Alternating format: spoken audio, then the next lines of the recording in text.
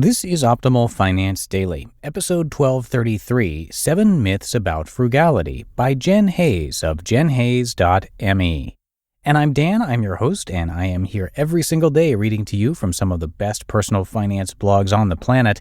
And a happy Saturday to you. Thanks so much for listening in this weekend.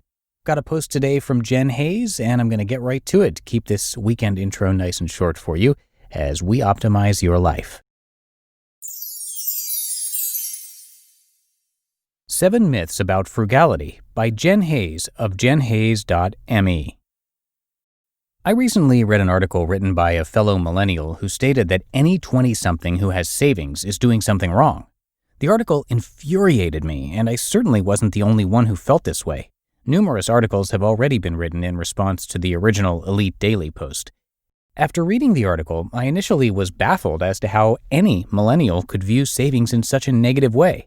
I then realized that many of the author's arguments are based off of completely inaccurate assumptions about what it means to live a frugal lifestyle. Unfortunately, many other millennials also believe these misconceptions about frugality. Here are 7 myths about frugality that all millennials need to stop believing. 1. Frugal people don't have any fun and don't really live. It's a common misconception that you have to spend money in order to have fun and to really live your life. Some people think that frugal people spend every weekend sitting at home binge-watching Netflix and staring at their bank accounts. But saving money and having fun are not mutually exclusive. There are tons of fun things that can be done for free or a low cost. 2. Frugal millennials never splurge. Frugal people don't necessarily act frugal all the time. They may splurge occasionally, but only on things that are actually important to them. When you're able to skimp on things that aren't priorities to you, that frees up more money for things that do matter to you. Want to go on a relaxing beach vacation or buy a membership at a yoga studio?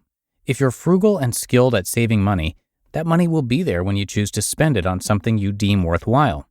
If you always blow through your money as soon as you earn it, you'll end up broke and you won't be able to afford those fun things in the future. 3. YOLO, and your youth is the time to enjoy life. Some 20-somethings seem to have this crazy idea that everything starts to suck when you hit the big 3-0. Well, guess what? 30-year-olds have fun. 50-year-olds have fun. 70-year-olds have fun. Married couples have fun. Parents have fun. Grandparents have fun. It's not about your age or your marital status or how much money you have. It's about your attitude. 4. You could die tomorrow and you'd regret not truly, quote-unquote, living your life. You could die, but what if you don't? If you're healthy, the odds that you're going to die in your 20s are pretty slim. It's much more likely that you will live to be at least 67, and if you're not putting any money toward retirement, you're going to be working long after you hit 67.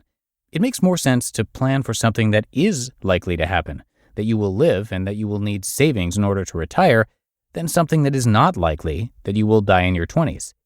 Even if you do die in your 20s, will you be on your deathbed wishing you had spent more money? Will this thought be running through your mind? If only I had bought that cute Kate Spade purse I really wanted and spent more time getting drunk in bars. I doubt it. I can't imagine that anyone would wish they had spent more money. It's more likely that they'll wish they had said I love you more often, that they had been kinder, less impatient, and less quick to anger with their significant others, and perhaps that they had repaired certain broken relationships. 5. Frugal folks are cheap. Frugality is often associated with negative terms like cheap, miserly, and stingy. Of course, there are some frugal people who fit these unpleasant stereotypes, but there are also many frugal folks who are anything but cheap. Some of the most generous people are frugal. Those who have a knack for saving actually have money in the bank when a special occasion rolls around or when a loved one falls on tough times.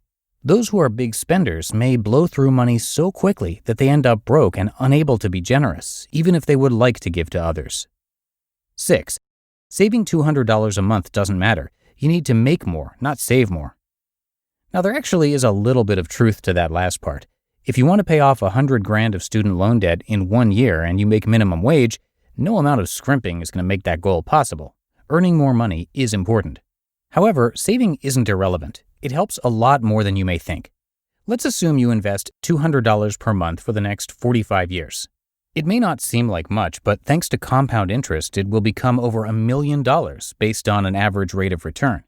If you don't invest your money and you simply save it, it still matters. Let's say you have a $2,000 emergency fund.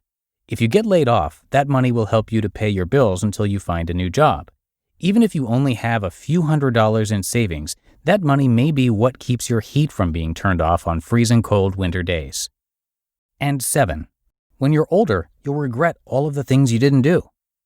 When you're older, you'll regret all that money you didn't save. You'll regret not saving for retirement and being forced to work until you die.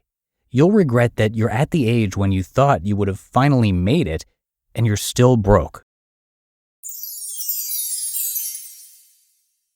You just listened to the post titled 7 Myths About Frugality by Jen Hayes of jenhayes.me.